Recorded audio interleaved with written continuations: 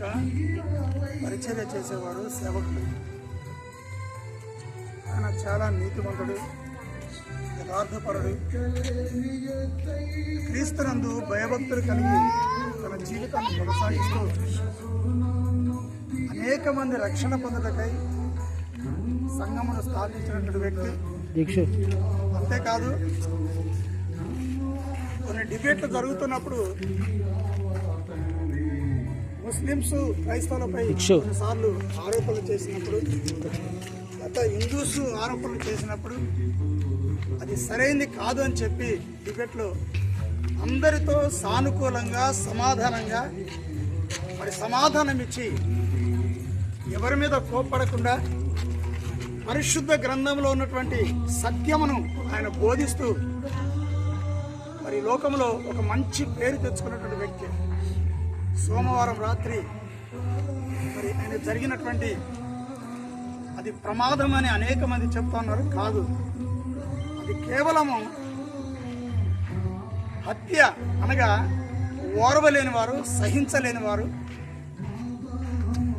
యేసుక్రీస్తు అంటే ద్వేషించేవారు, దూషించేవారు తనను టార్గెట్ చేసి చంపేశారని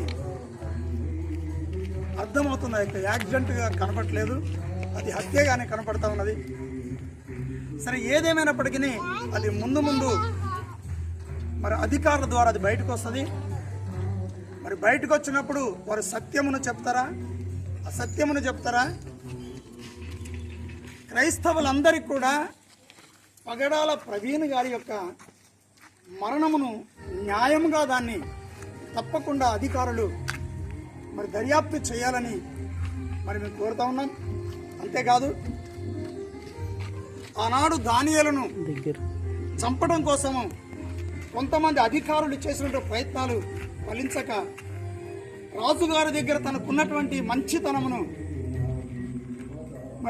దేవుని యొక్క సేవకుడిగా, దేవుని యొక్క భక్తుడిగా ఎవరికి ఏ అన్యాయం చేయకపోయినప్పటికీ తన జీవితంలో అధికారులు అంటే సహించలేని వారు ఉన్నతమైన స్థానంలో ఉన్నాడని రాజుగారి దగ్గర ఒక నిబంధన చేసుకుని తనని సింహభూమిని చంపడం కోసం ప్రయత్నం చేశాడు. కానీ దేవుడు తను తప్పించి విడిపించాడు.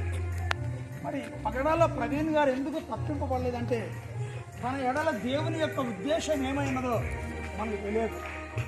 ఎందుకంటే దేవుని వాక్యంలో ప్రకటన గ్రంథంలో చెప్పబడతా ఉంది, బలిపీఠముతున్న ఆత్మలు దేవునికి మొరపెడుతూ కేకలు వేస్తూ మా రక్తమును చిందించిన ఈ లోకమునికి ఎప్పుడు తీర్పు తీరుస్తావు ప్రభు అని వారు ప్రార్థన చేస్తూ ఉన్నప్పుడు వారితో యేసు ప్రభు చెప్పిన మాట ఏంటంటే, మీ సహోదరుల యొక్క లెక్క పూర్తి వరకు ఇలాగనే హతసాక్షులుగా మార్చబడేటువంటి వారి లెక్క పూర్తి వరకు కొంతకాలం మీరు విశ్రమించండి అని వారితో యేసు ప్రభు చెప్పడం జరిగింది.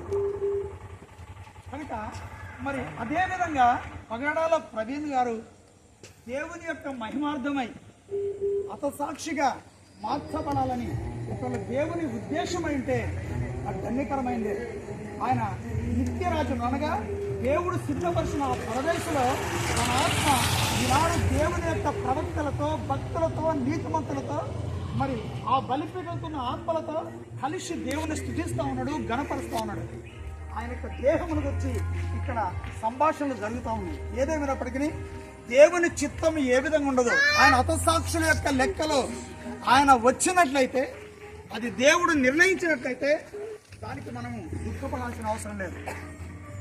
కనుక దేవుడు తప్పించేవాడు కాదంటే అంత గొప్ప సేవకుల్ని తప్పించడానికి దేవునికి ఒక క్షణం చాలు, తప్పించగలడు. కానీ ఆయన ఉద్దేశము హతసాక్షిగా నా నామము నిమిత్తము తాను తన రక్తాన్ని చిందించాలని దేవుడు ఒకరు ఉద్దేశించి తన సన్నిధికి తీసుకోవాలని ఆయన ఆశపడ్డట్టయితే దీని విషయంలో మనందరం కూడా సంతోషపడాల్సిందే. మనం ఇక్కడ దుఃఖపడుతున్నాం, బాధపడుతున్నాం, ఒక సేవకుని కోల్పోయినామని. ఈ యొక్క ఈ రాష్ట్రం అంతా కూడా, ఇతర రాష్ట్రాలు కూడా ఆయన యొక్క మరణం గురించి బహుగా వేదన పడుతూ ఉన్నారు, కన్నీళ్లు విడిచేవారు ఉన్నారు, బాధపడేవారు ఉన్నారు, వేదన పడేవారు ఉన్నారు. ఏదేమైనప్పటికీ ప్రభుత్వ అధికారులు దీని విషయంలో న్యాయం చేయాలని అందరూ కూడా క్రైస్తవ లోకమంతా కూడా మరి అందరిని అడుగుతూ ఉన్నారు. దీని విషయంలో న్యాయం తీర్చాలి. ఈరోజు ఆయన యొక్క మరణమును గురించి ఈరోజు నిరసన తెలపడం కోసమై భద్రాద్రి కొత్తగూడెం ఇల్లందు పట్టణమైనటువంటి ఒక స్టట్పిట్ బస్తీ సిఎస్పి బస్తీలో మరి కొంతమంది దేవుని యొక్క బిడ్డలు మరి నిరసనగా ఈ కొవ్వొత్తులు తీసుకొని మన నిరసన తెలపడం కోసము ఈరోజు మేము సమకూడినాం. యేసుక్రీస్తు నామమునకి మహిమ కలుగును గాక. పరిశుద్ధుడైన మా పరలోకపు తండ్రి, జీవమున యేసుక్రీస్తు ప్రభు ఆయన మా సహోదరుడు, నీ యందు నీతిమంతుడు యథార్థపరుడు. ఇదిగో నాయన తన మరణం విషయంలో నాయన ఈ నిరసన తెలుపుతుండగా మేము వెళ్తుండగా ప్రభు ఇది ఈ లోకంలో ఉన్న ప్రతి వారు గ్రహించగలిగే మనసు దయచేయమని యేసుక్రీస్తు పరిశుద్ధ నామమున వేడుకొంచున్నాము తండ్రి.